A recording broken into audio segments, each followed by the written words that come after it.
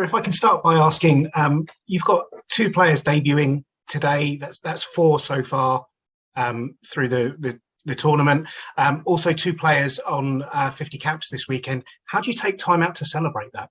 Yeah, it's really important you do.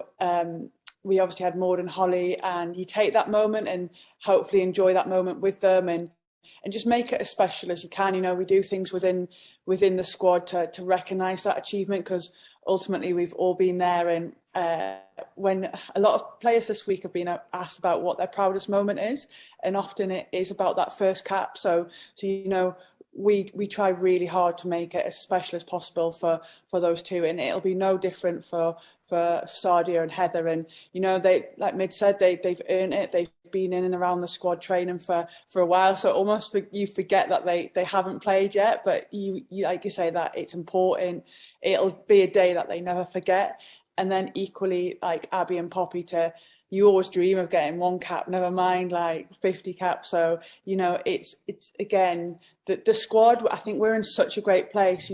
Everyone's celebrating each other's successes, whether that's on pitch in terms of how they're playing, whether that's things they're doing off field, and especially significant milestones in terms of first and 50th caps. The squad will endeavour to make it a memorable day for them, and then go and hopefully get that win for them to make it even more special.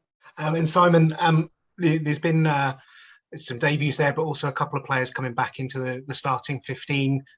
Sarah McKenna back at fullback, and Laggy moving out to that 13 shirt.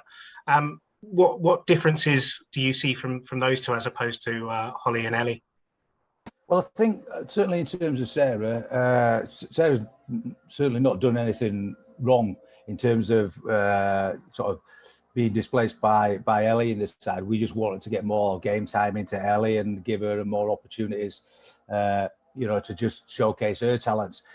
Now we want to get Sarah back into the shirt, because it's really important that she, number one, she gets rewarded for all the work she's done in camp and all the effort she's put in. She's absolutely brilliant, this campy Sarah. She put so much into the team, on and off the field. Great character and everything.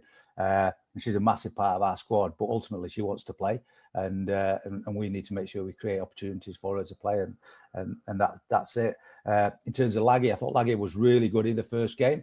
We wanted to look at a different sort of midfield combination second.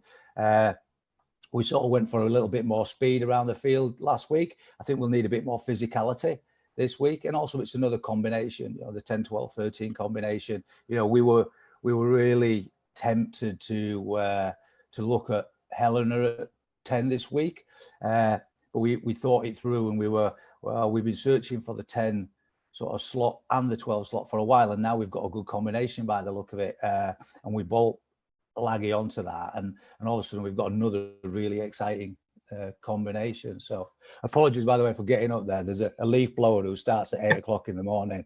Oh my God, it's horrendous. So I had to just get up and shut my window. Apologies for that. No worries. Yeah, just following on from that, you've mixed the front row up a little bit again. There's almost an embarrassment of riches in that front row. How difficult is it to find the right balance with so many good players? It's really easy for me. I just said Diggs who's playing, and that's it. It's sorted for me. No, it's like you say, Matt.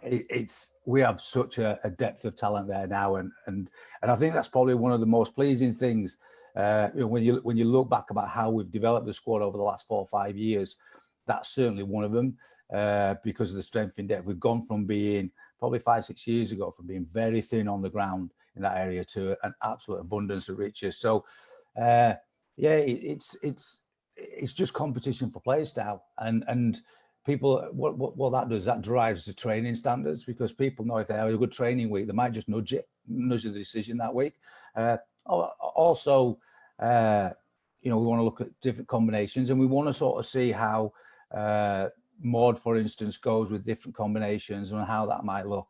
But then again, I think sometimes it just comes down to competition and how well they've played. And you look at Amy Cockayne, I mean, Lark is just world class and beyond. But Amy was just sensational last week. And I think when players gain a momentum, it's our responsibility to support that momentum at times. And they are a great squad in that they understand why we rotate the squad and the decisions we make. They don't like it, and you don't expect them to, because they all want to start. But they do understand the bigger picture piece, and that helps us an awful lot. But yeah, it's just squad rotation a little bit, but also any combination you could play there, couldn't you? Yeah, absolutely. Well, listen, all the best for the weekend to both of you, and hope it goes well. Cheers.